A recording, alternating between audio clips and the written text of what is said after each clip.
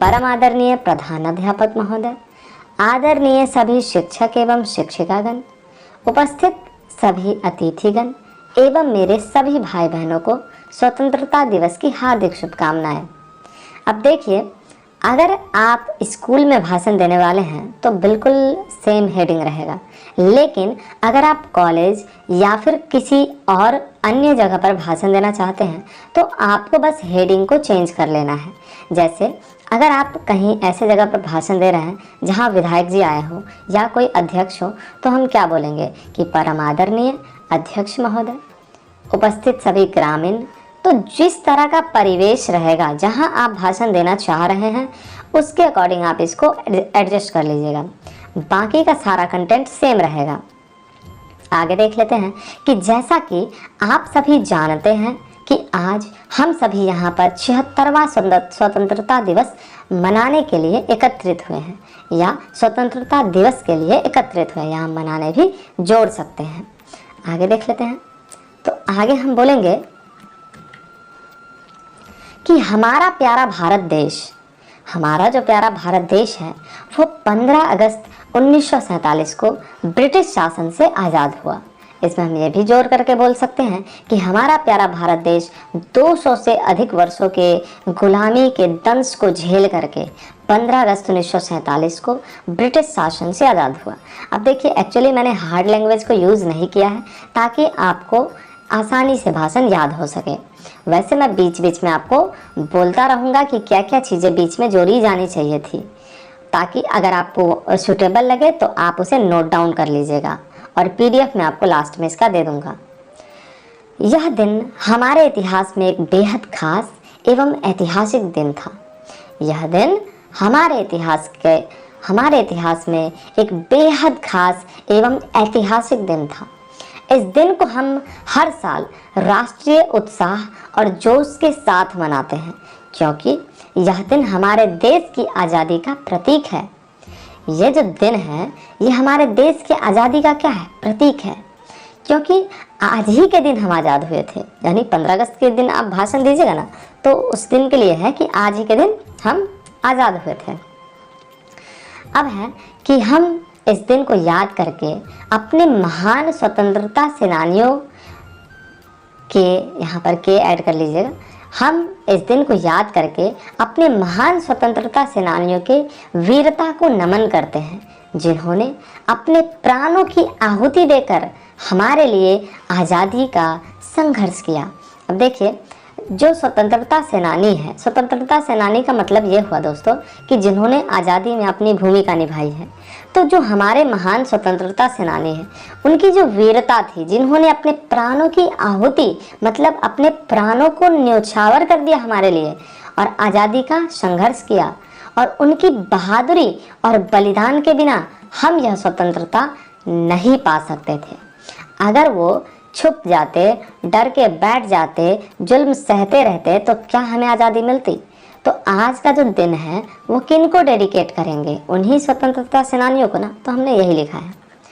अब हमने लिखा है कि उन सभी वीर शहीदों के लिए जो स्वतंत्रता सेनानी है, उन सभी स्वतंत्रता सेनानियों के लिए मैं एक शायरी बोलना चाहूँगा। देखिए, यहाँ पर वीर शहीद भी बोल सकते हैं या स्वतंत्रता सेनानी भी बोल सकते हैं, और याद रहे कि आपको भाषण में शायरी तो जरूर बोलना है।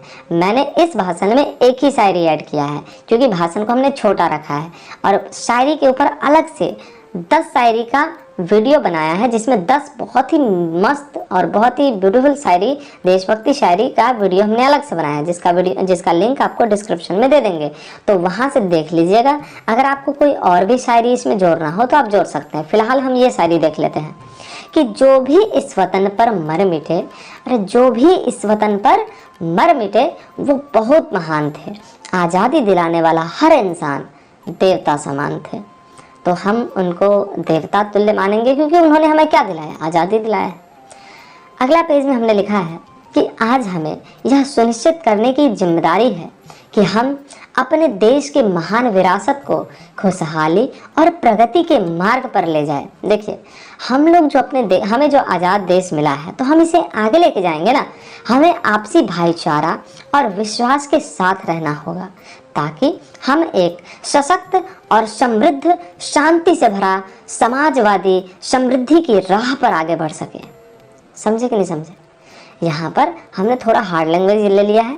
अगर आपको ये याद ना हो तो बहुत ही सिंपली बोल सकते हैं कि हमें आपसी भाईचारा और विश्वास के साथ रहना होगा, ताकि हमारा देश एक सशक्त यानी मजबूत और शांतिपूर्ण वातावरण की ओर हम आगे बढ़ सकें। तो इस तरह का आप ऐड कर लीजिएगा।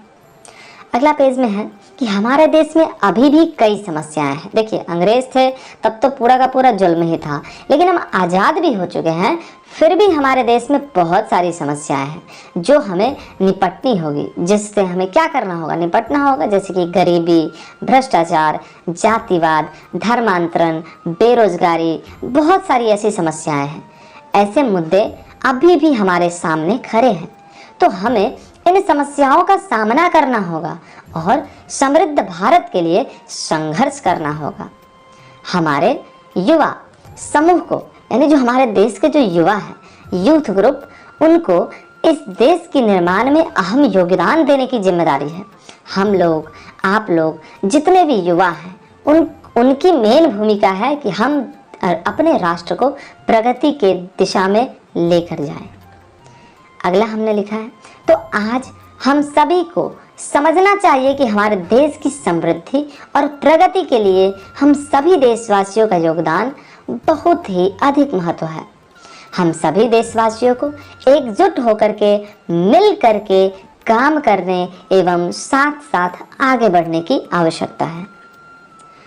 तो आज इस खास दिन पर हम सभी अपने देश के लिए एक संकल्प लेते हैं। देखिए, भाषण जो आप दीजिएगा ना, लास्ट में आपको संकल्प दिलाना है कि आइए हम सब मिलकर के एक संकल्प लेते हैं कि हम इसे महान बनाने का प्रयास करेंगे। हम एक सशक्त, एकता मूलक और समृद्ध भारत के सपने को साकार करेंगे। तो एक बार पूरे जोश के साथ मेरे साथ बोलिएगा, भारत माता की जय। भारत माता की जय। जय हिंद, वंदे मातरम। धन्यवाद। तो आई होप दोस्तों कि ये